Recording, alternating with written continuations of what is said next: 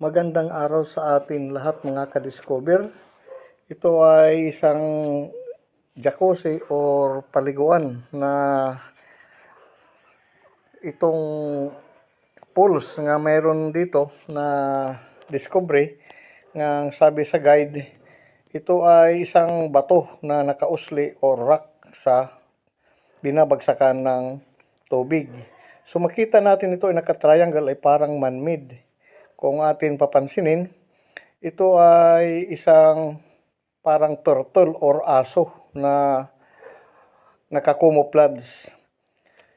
Ito ay pinapaliguan ng tao kung makapunta dito pero madalang at sabi dito ay ito ay ginamit ng mga possible mga Japanese or Japan paliguan or Hapon na tinatawag na jacuzzi. Sa ating pag-identify, pagsusuri ay para talaga siyang man-made head turtles or aso nga. Kung makikita natin, pag hindi natin gintrap ang tubig ay hindi natin ma-identify nga may siyang bunganga, mayroon mata at ito ay nakalum. Ang tawag dito ay markers hidden water cover, kinukubira ng tubig. Kung hindi natin itatrap ang tubig ay hindi natin ma-identify ang kabuuan na ito ay may mata at mayroon bunganga at mayroon siyang parang ulo.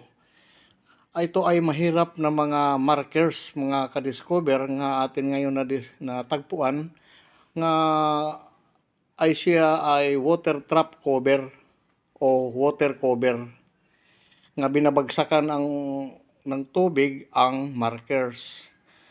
Napaka secret na mga markers na ganito na possible na mayroon sila dito sekreto. Sa atin po pagtatapos sa ating video, sana nag-enjoy po tayo sa panonood at marami po salamat. Sa susunod muli na atin makikita at matatagpuan sa mahabang paglalakbay, Grand Discovery, sa atin po maikli na atin videos nga atin nakikita ngayon dito sa isang polls na ito ang mga characters.